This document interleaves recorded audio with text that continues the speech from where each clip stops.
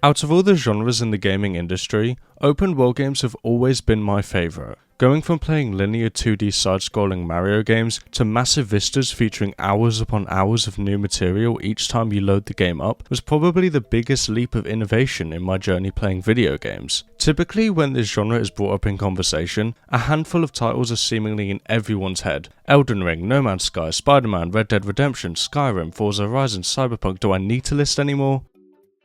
Yeah, here's a bunch more. But if we take a step back for a moment and really think about the genre more, we can begin to realise just how many fantastic titles have seemingly fallen out of the conversation. Watch Dogs 2 took the brilliant hacking concept of the first game and expanded it into a beautifully chaotic San Francisco, but no one seems to discuss it anymore. Burnout Paradise was a thrilling and gritty racing game that upped the antics of the Need for Speed titles, but was again left in the background. Or what about the most underrated game, not just in the genre, but in the entire industry? Let me introduce you to a game you've likely never played, but is up there with some of the best video games of all time. This is Sunset Overdrive.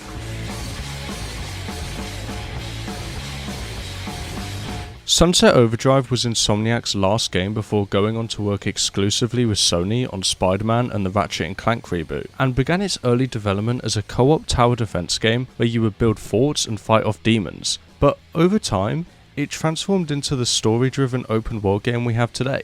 However, certain elements of the initial concepts remained in the final release. The game is a mix of both of these titles as it combines the elegant traversal of Peter Parker with the destructive madness seen in Ratchet & Clank's vast adventures. If you thought this was the only game where you could go from one end of the world to another without touching the ground, think again, because this gameplay was really first introduced in this game. But let's not get too ahead of ourselves. Here's a brief rundown about the tumultuous time this game actually had. Sunset Overdrive was a launch title for the Xbox One and made an impressive $567 profit, that's not a joke. Despite releasing to international acclaim by literally everyone that played it, it quickly fell out of relevance simply because people were more after realism in the games at the time, especially after GTA 5 released not long before it. Oh, and it also was going up against like all of these, so and unfortunately, that led to its quick fall from grace that is honestly really sad to see, as I believe this game still stands the test of time.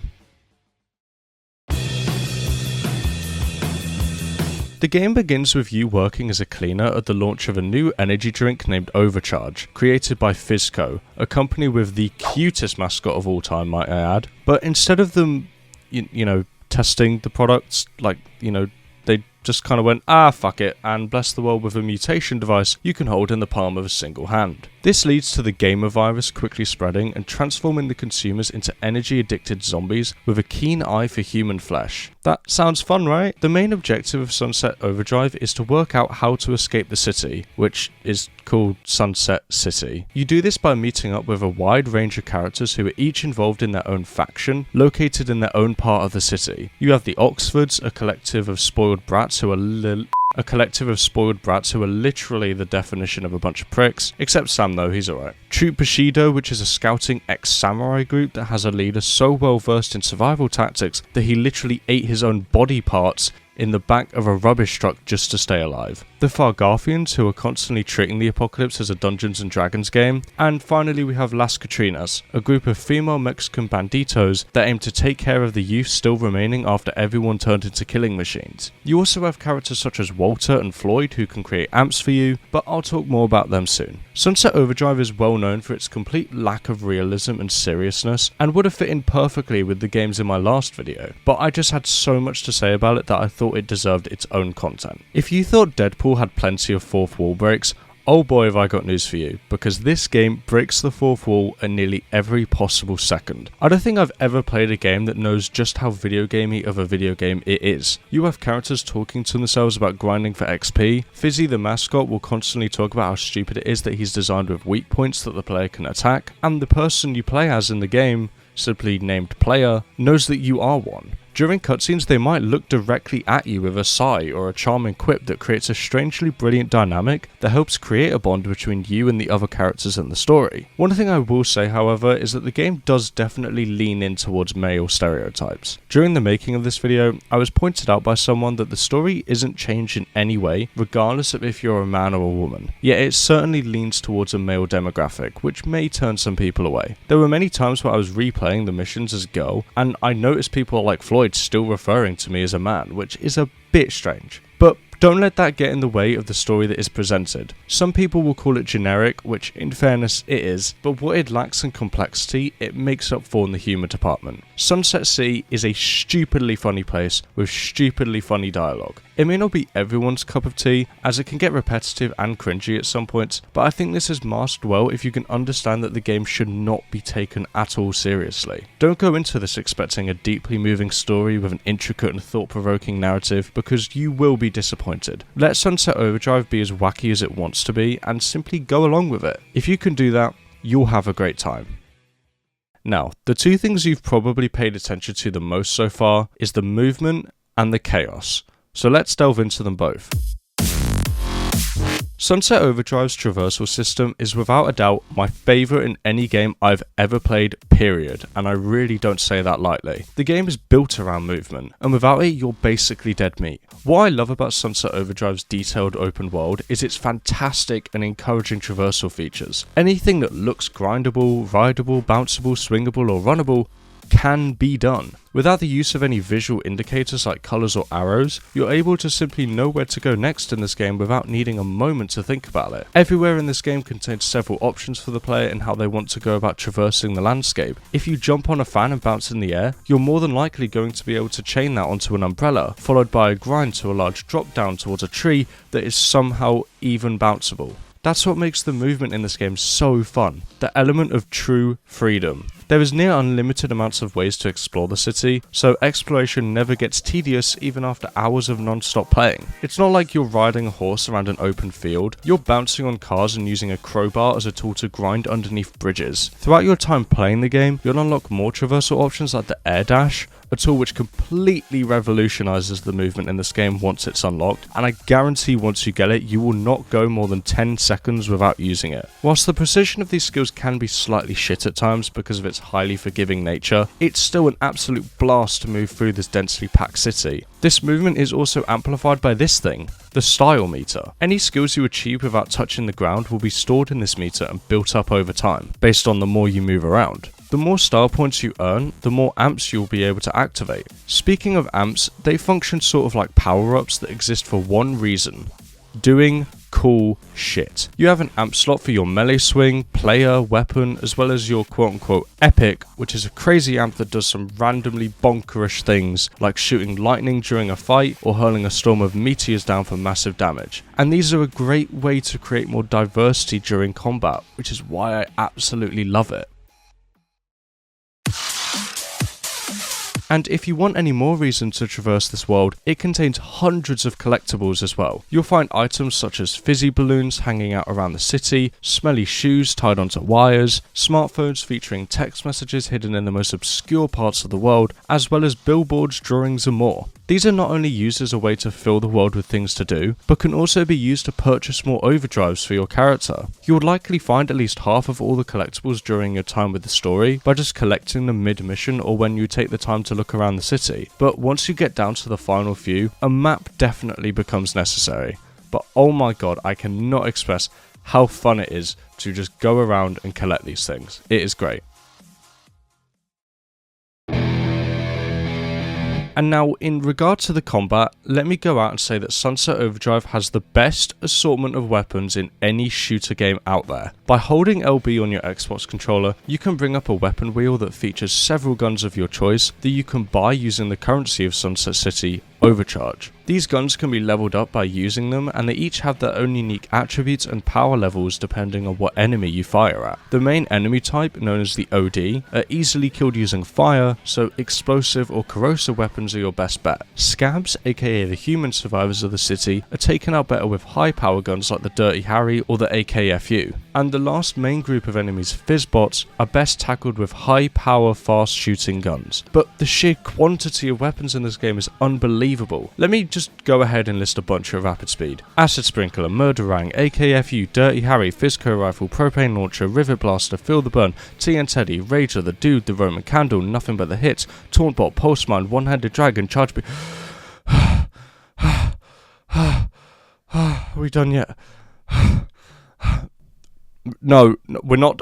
We're not done. But there's never a moment in combat where you wished you had more options, as it's so easy to shoot out an exploding teddy and follow it up by shooting fireworks at your enemies to create a spectacular showcase of destruction. And combine this all with weapon amps that do even more damage, and you have a showcase of some of the most creative weaponry in any game you'll ever play. When you play Sunset Overdrive for the first time, you'll probably stick to what feels the most lethal, but always remember how many possibilities there are and try to experiment with as many loadouts as you can. These loadouts are also improved via overdrives. These are combat oriented skills that can increase your power to make you even more unstoppable. You can purchase many different ones depending on your playstyle, and can even be upgraded using badges which you earn from traversing the world and killing enemies. My main gripe with them is their somewhat pointless feeling. I went through almost the entire game before even remembering that I could upgrade them. The game is forgiving anyway, so you never feel pressure to get these upgrades until you're at the final boss and realise, oh shit, I have overdrives to get. But the game doesn't feel any less exciting without these, so I don't think it takes away from the experience. You know how I said in my last video that Plants vs Zombies has the best customization in gaming? Sunset Overdrive is not far off. By going to Callista, who acts as your personal vendor, you can customize your character in any way you see fit. Get it? Fancy looking like a Fizzco employee? Go for it, why not? Or how about a punk rock samurai? Or fuck it, put a moon on your head, I don't know, why not? Since you're in an apocalypse, who gives a fuck about societal dress standards? Become Sunset City's newest superhero and kick some ass. Its wide range of cosmetics you collect from completing missions means you'll always be trying on new pieces after every few hours of playing, and that helps with creating your bond with the main character that much more interesting.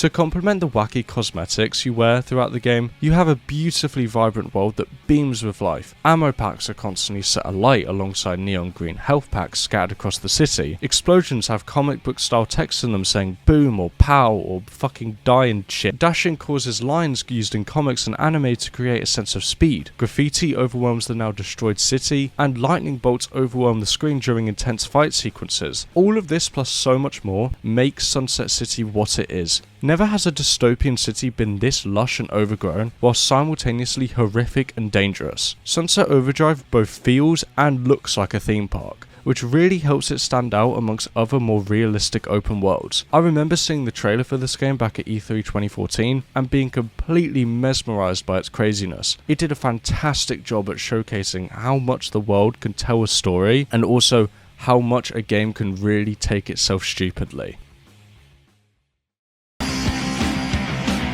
And let's not brush over the complimentary soundtrack that consists of pre-existing and original punk rock and EDM music, mainly composed by Boris Salcho. The game uses a dynamic music system which changes up how a song plays depending on the amount of action on the screen, helping build a constant sense of adrenaline during missions or side quests. This bombastic rock soundscape is up there with some of my favourite soundtracks of all time. It fits the style of the game so goddamn well that playing the game with the music turned off feels like committing a cardinal sin. The game even got nominated for Best Score at the 2014 Game Awards.